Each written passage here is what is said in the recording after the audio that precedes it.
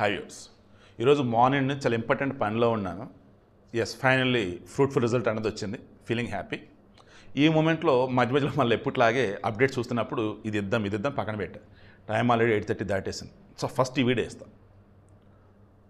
ధర్మస్థల కేసులో నాకు తెలిసి మీలో కొంతమందికి తెలిసి I'm the only person, one and only person.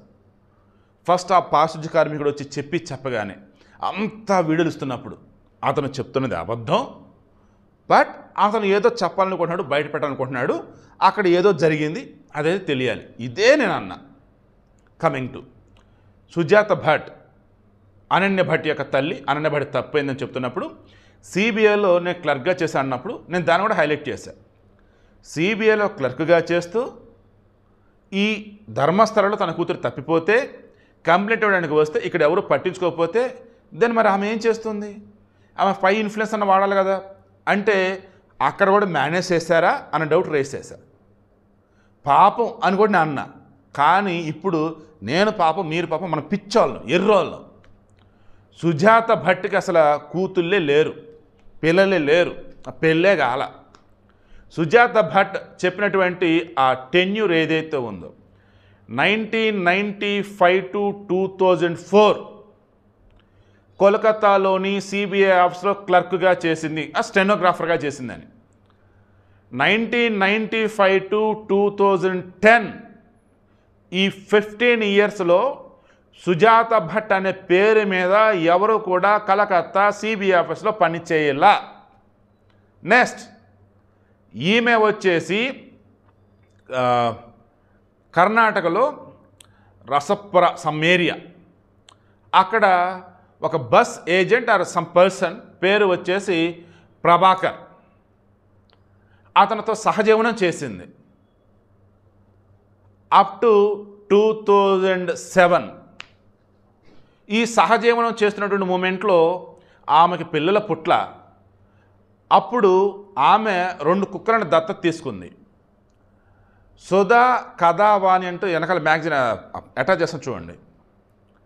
కర్ణాటకలో పాపులర్ మ్యాగజైన్స్ అవి. వాటిల్లో ఈమె పేరు మీద ఆర్టికల్స్ కూడా వచ్చాయి. పిల్లలు పుట్టినటువంటి ఈ మనిషి కుక్క పిల్లని దత్తత తీసుకొని అద్భుతంగా పెంచుతుంది, ప్రేమగా ఉంటుంది అని చెప్పేసి. ఈమె బావ మహాబలేశ్వర ఆయన ఏం చెప్పినాడు? ఎప్పుడైతే ఆ ప్రభాకరంతో విడిపోయినాదో ఆ తర్వాత 2 సంవత్సరాలకి ప్రభాకరన్ చనిపోయినాడు బికాస్ ఆఫ్ హిస్ డ్రంకర్డ్, తాగుబోతు. తర్వాత ఈమె వచ్చేసి ఇక అక్కడి నుంచి ఎటు వెళ్ళిపోయింది ఏంటి అన్నప్పుడు ఈమె ఎక్కడికి వెళ్ళింది ఏంటో తెలీదు, ఒక జడ్జి ఇంట్లో పని కుదిరిందని చెప్పేసి అంది. ఆ తర్వాత అకస్మాత్తుగా మరలు ఇప్పుడు ప్రత్యక్షమైంది అని అన్నాడు. అంటే ఈమెని ఎవరు ఇక్కడ ప్రత్యక్షం చేశారంటే ఆమె ఏం చెప్తుంది? నేను కలకత్తాలో సిబిఐ ఆఫీస్లో స్టెనోగ్రాఫర్గా పనిచేస్తున్నప్పుడు మణిపాల్ కాలేజీలో, మెడికల్ కాలేజీలో అనన్య భట్ నా కూతురు MBA డాక్టర్ చదువుతుంది. 2003లో ఇక్కడికి వచ్చింది. నా కూతురు మిస్ అయిన తర్వాత ఆమె ఫ్రెండు రష్మి నాకు ఫోన్ చేసి చెప్తే నేను వచ్చి కంప్లైంట్ ఇవ్వబోతే ధర్మస్థల పోలీసులు బెల్తంగడ్ వాళ్ళు కేసు తీసుకోలేదు. దెన్ నేను వెళ్ళి వీరేంద్ర హెగ్డే ఆలయ ధర్మకర్త, ఇంకా ఎగ్జిక్యూటివ్ వ్యవహారాలు మొత్తం చూసుకున్నట్టు హర్షేంద్ర కుమార్ ఆయన తమ్ముడు వెళ్ళి కలిస్తే నీ కూతురు ఎవరితోనో లేచిపోయింది, పోవే ముందు ఇక్కడి నుంచి నువ్వు అని చెప్పేసి నన్ను బెదిరించి పంపారు. అదే సమయంలో నన్ను ఘోరంగా కొట్టి ఓ చోట ఉంచారు. ఆ తర్వాత నన్ను తీసుకెళ్ళి బెంగళూరు హాస్పిటల్లో చేర్చారు అంటూ కొన్ని డీటెయిల్స్ చెప్పింది. ఆ తర్వాత ఇక నా పరిస్థితి ఘోరంగా అయిపోయింది, నా ఇల్లంతా ఛిద్రం అయిపోయింది. అదని ఇవన్నీ మనం మాట్లాడుకున్నాం. ఇవన్నీ మనం చూసింది లేదు. ఇవన్నీ కూడా గ్రౌండ్ రిపోర్ట్ అంటూ చాలామంది చెప్పింది. అండ్ ఆమె చెప్తున్నప్పుడు మీరు నేను వినింది. ఎస్, బాధతో చెప్తుంది, కూతురు గురించి చెప్తుంది. ఏకం 100 సవాలు నేను పూడ్చిపెట్టి ఒక అతను చెప్తున్నాడు. సౌజన్యకి సంబంధించి కూడా చాలా విషయాలు బయటపడాల్సినవి ఉన్నాయి. ఇవన్నీ డిస్కస్ చేస్తున్నప్పుడు మనం వీళ్ళ పక్షాన కదా ఉంటాము. కాకపోతే నేను ఒక్కడిని ఏం చేస్తున్నా, ఎంతమందిని తిడుతున్నా, వేరే విధంగా కామెంట్లు పెడుతున్నా. అరే నాయన, అక్కడ ఏదో బయటపడాల్సింది ఉన్నమాట నిజమే, కానీ 100 సవాలు అయితే ఉండవు. అవి ఆల్రెడీ వెళ్ళిపోయి సవాలు వచ్చేసి ఏమైనా కుక్కలు పీకి తినవచ్చు, జంతువులు పీకి తినవచ్చు, నదులు కొట్టుకుపోయి ఉండవచ్చు, అక్కడైతే ఉండు. అతను ఇక్కడ వందల శవాలు ఉన్నాయని చెప్తున్నటువంటి మూమెంట్లో అతను వేరేదేదో బయట పెట్టడం ట్రై చేస్తున్నాడు, దానివల్ల ఇదంతా ట్రై చేస్తున్నాడు. ఇదే చెప్పిన ఇప్పుడు ఈమెకు సంబంధించి క్రాస్ చెక్ చేస్తే పిచ్చి లేస్తుంది. అసలు ఏ ఆసుపత్రిలో అయితే నన్ను పెట్టానని అందో ఆడికెళ్ళి చెక్ చేస్తే ఎటువంటి మెడికల్ రికార్డ్స్, ఐసీ రికార్డ్స్ ఎక్కడ ఏమీలో. మరలా మీలో కొంతమంది కామెంట్లు పెడతారు ఏమని, ఎస్ ఈమెకు సంబంధించి ఏవైతే రికార్డులు ఉన్నాయో అవన్నీ కూడా వీరేంద్ర హెగ్డే కానీ డి గ్యాంగ్ కానీ మాయం చేసి ఉండొచ్చని మీరు అంటారు. కలకత్తా సిబిఐ వాళ్ళు కూడా అబద్ధం చెప్తారా? ఈమెకు సంబంధించిన ఒక్క ఐడి ప్రూఫ్ లేదు. ఈమె బాబు అబద్ధం చెప్తాడా?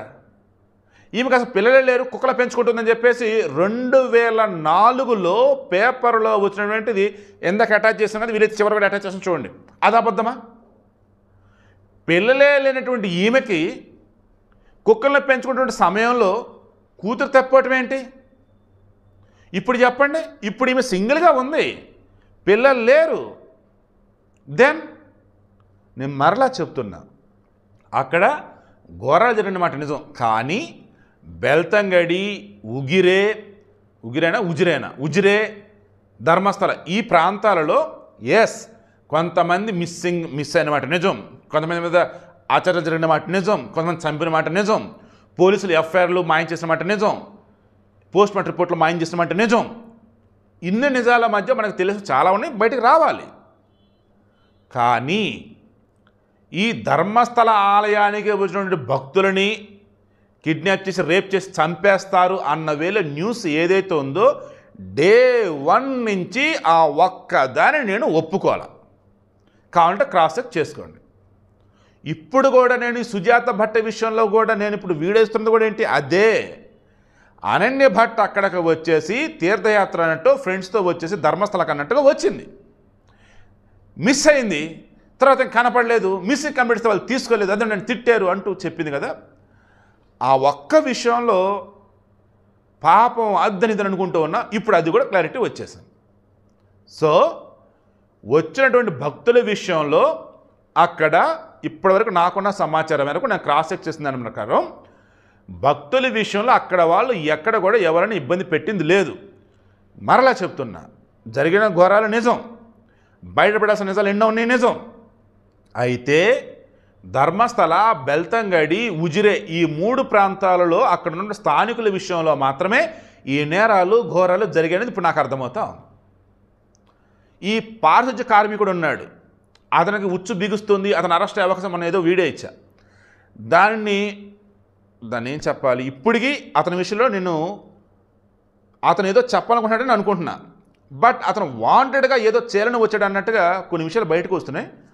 ఇన్డెప్త్లో ఇంకా డీటెయిల్స్ సేకరించి రేపు మార్నింగ్ వీడియో ఇస్తాం. ఇప్పుడైతే ఈ వీడియోలో నేను మరలా చెప్తున్నా, ధర్మస్థల విషయంలో, మంజునాథ స్వామి విషయంలో, ఆ దేవాలయం విషయంలో, హిందువుల యొక్క పవిత్ర స్థలమైనటువంటి ఆ మొత్తం దగ్గర కూడా ఓవరాల్గా అన్నప్పుడు బురద జల్లాలి, విష ప్రచారం చేయాలి, ఇదే మెయిన్ టార్గెట్గా అయితే ఈ కేసు ముందుకు తీసుకొచ్చారని నాకైతే ఇప్పుడైతే అనిపిస్తుంది.